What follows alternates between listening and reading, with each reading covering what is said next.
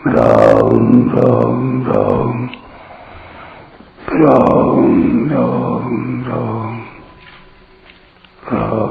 राम राम नारायण नारायण। चलिए उपर्युक्त पदों से भगवान मानो यह बताते हैं कि तुम भी राजघराने के श्रेष्ठ गृहस्थ हो।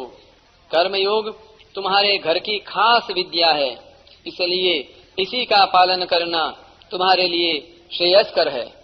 सन्यासी के द्वारा जो परमात्म तत्व प्राप्त किया जाता है, वही तत्व कर्मयोगी गृहस्थाश्रम में रहकर भी स्वाधीनता पूर्वक प्राप्त कर सकता है।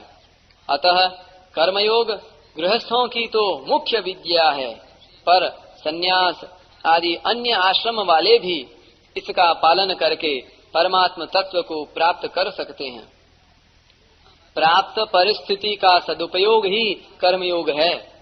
अतः कर्मयोग का पालन किसी भी वर्ण, आश्रम, संप्रदाय, देश, काल आदि में किया जा सकता है।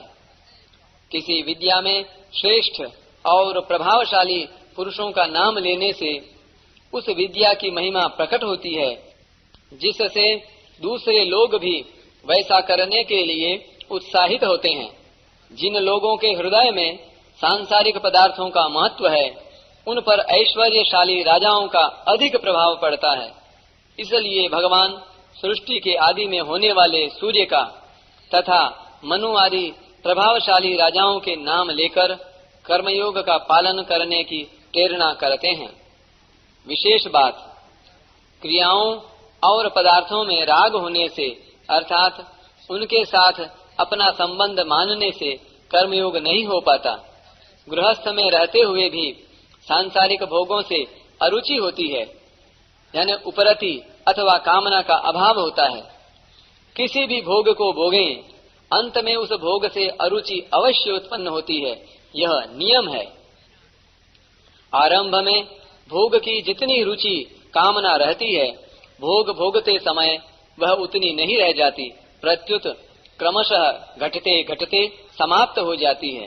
जैसे मिठाई खाने के आरंभ में उसकी जो रुचि होती है, वह उसे खाने के साथ साथ घटती चली जाती है और अंत में उससे अरुचि हो जाती है। परंतु मनुष्य भूल यह करता है कि वह उस अरुचि को महत्व देकर उसे स्थायी नहीं बनाता। वह अरुचि को ही तृप्ति यानी फल मान लेता है, परंतु वास्तव में अरुचि में थकावट अर्थात भोगने की शक्ति का अभाव ही होता है। जिस रुचि या कामना का किसी भी समय अभाव होता है, वह रुचि या कामना वास्तव में स्वयं की नहीं होती। जिससे कभी भी अरुचि होती है, उससे हमारा वास्तविक संबंध नहीं होता।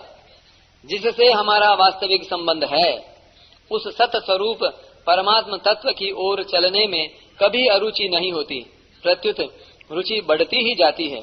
यहाँ तक कि परमात्म तत्व की प्राप्ति होने पर भी प्रेम के रूप में वह रुचि बढ़ती ही रहती है। स्वयं भी सत स्वरूप है, इसलिए अपने अभाव की रुचि भी किसी की नहीं होती।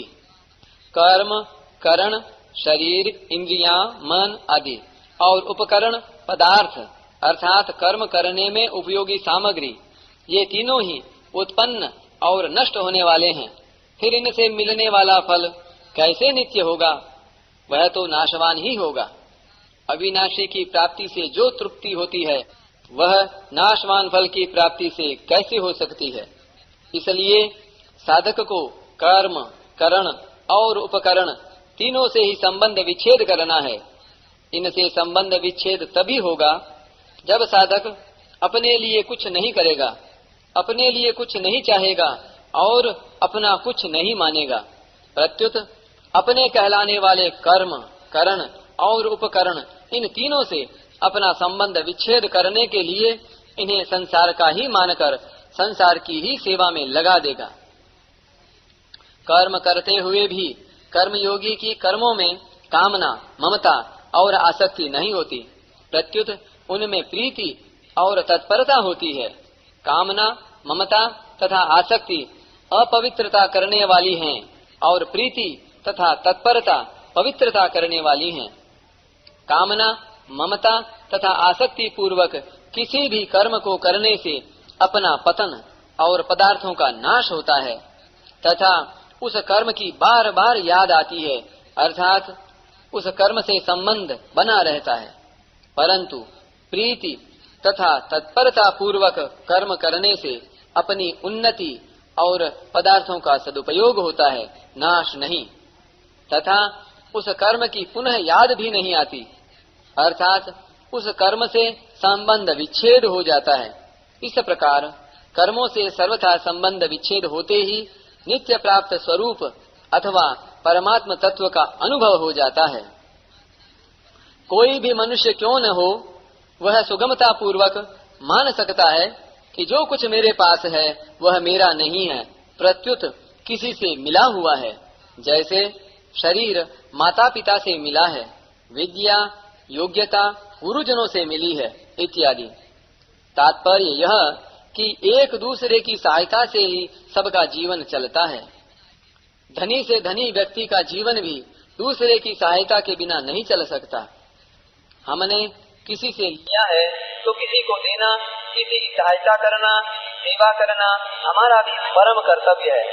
इसी का नाम कर्मयोग है, जिसका पालन मनुष्य मात्र कर सकता है और इसके पालन में कभी लेश मात्र भी असमर्थता तथा पराधीनता नहीं है। कर्तव्य उसे कहते हैं जिसे सुख पूर्वक कर सकते हैं, जिसे अवश्य करना चाहिए, अर्थात जो करने योग्य है और जिसे करने से उद्देश्य की सिद्धि अवश्य होती है।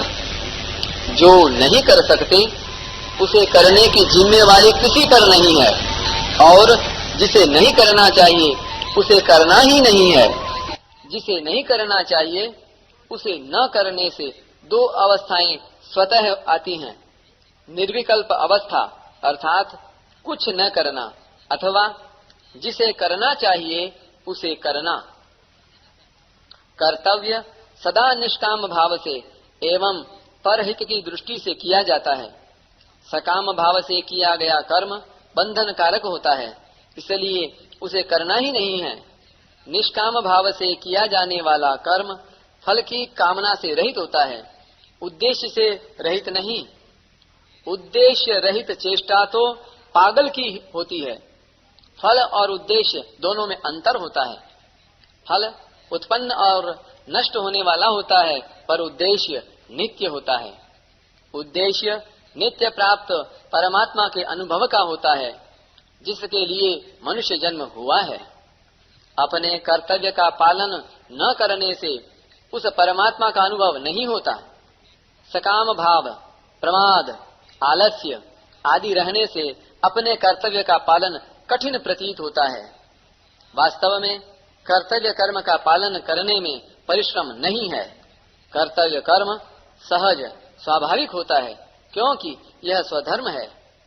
परिश्रम तब होता है जब अहंता, आसक्ति, ममता, कामना से युक्त होकर अर्थात अपने लिए कर्म करते हैं। इसलिए भगवान ने राजस कर्म को परिश्रम युक्त बताया है। जैसे भगवान के द्वारा प्राणी मात्र का हित होता है, ऐसे ही भगवान की शक्ति भी प्राणी मात्र के हित में निरंतर लगी हुई है। जिस प्रकार आकाशवाणी केंद्र के द्वारा प्रसारित विशेष शक्ति युक्त ध्वनि सब जगह फैल जाती है, पर रेडियो के द्वारा जिस नंबर पर उस ध्वनि से एकता सजातीयता होती है, उस नंबर पर वह ध्वनि पकड़ में आ जाती है।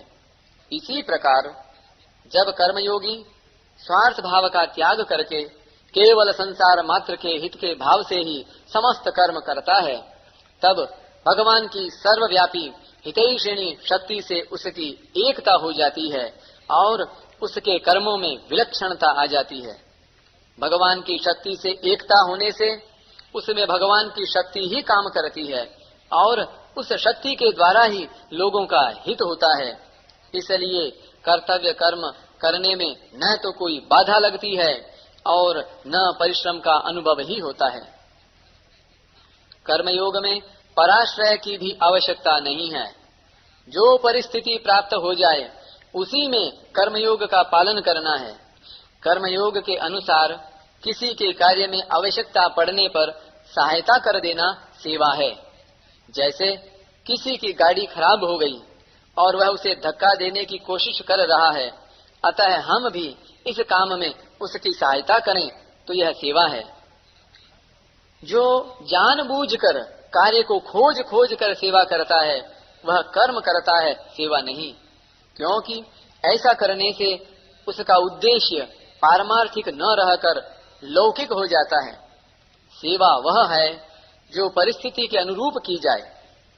कर्मयोगी न तो परिस्थिति बदलता है और न परिस्थिति ढूंढता है, वह तो प्राप्त परिस्थिति का सदुपयोग करता है। प्राप्त परिस्थिति का सदुपयोग ही कर्मयोग है।